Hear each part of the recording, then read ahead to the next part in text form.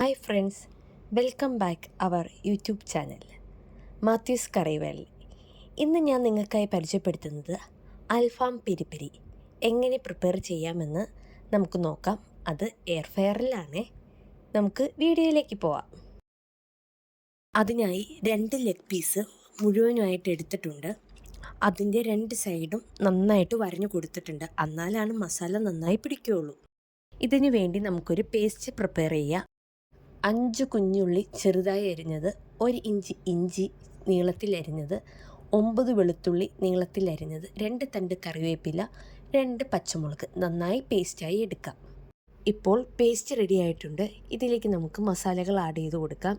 അതിനായി 1 ടീസ്പൂൺ കാശ്മീരി മുളക് പൊടി, 1/4 ടീസ്പൂൺ മഞ്ഞൾപ്പൊടി, 1/2 ടീസ്പൂൺ കുരുമുളക് പൊടി, 1/4 ടീസ്പൂൺ കസ്തൂരി മേത്ത, 1 ടീസ്പൂൺ തൈര്, ആവശ്യത്തിനുള്ള ഉപ്പ്, 1/2 ടീസ്പൂൺ ഇറച്ചി masala, 1/4 teaspoon chilli flakes, 1/2 teaspoon garam masala ചേർത്ത് നന്നായി ഇളക്കി യോജിപ്പിക്കുക.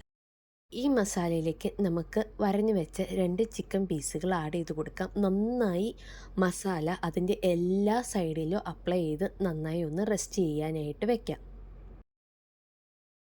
ഇത് ഞാൻ 4 മണിക്കൂറോളം ഫ്രിഡ്ജിൽ വെച്ചതാണ്. ഇനി നമുക്കിതൊരു എയർ ഫ്രയറിലേക്ക് മാറ്റാം. പ്രീഹീറ്റ് ചെയ്ത എയർ ഫ്രയറിൻ്റെ ബാസ്ക്കറ്റിലേക്ക് നമുക്ക് ഓയിൽ അപ്ലൈ ചെയ്ത് കൊടുക്കാം. അതിനുശേഷം നമുക്ക് 2 പീസും ചിക്കനും എയർ ഫ്രയറിലേക്ക് വയ്ക്കാം. ഈ ചിക്കനിലേക്ക് നമുക്ക് ഒലിവ് ഓയിൽ അപ്ലൈ ചെയ്ത് കൊടുക്കാം. ഇനി നമുക്ക് ഇത് എയർ ഫ്രയറിൻ്റെ ഉള്ളിലേക്ക് വെച്ച് നമുക്ക് ടൈമിങ്സ് സെറ്റ് ചെയ്ത് കൊടുക്കാം. 25 മിനിറ്റ്സ് 190 ഡിഗ്രിയിലാണ് ഞാൻ സെറ്റ് ചെയ്തിരിക്കുന്നത്. ഇപ്പോൾ നമുക്ക് ഗ്ലാസ്സിലൂടെ ചിക്കൻ കുക്കാവുന്നത് കാണാം. ഇപ്പോൾ ഇത് പകുതി സമയം കഴിഞ്ഞിട്ടുണ്ട്. ഏകദേശം ഹാഫ് കുക്കായിട്ടുണ്ട്.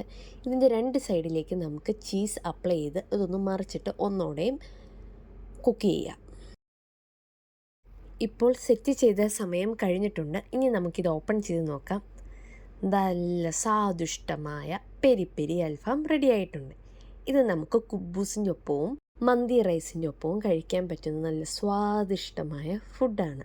ഒന്ന് ട്രൈ ചെയ്ത് നോക്കി ഫീഡ്ബാക്ക് അറിയിക്കണേ.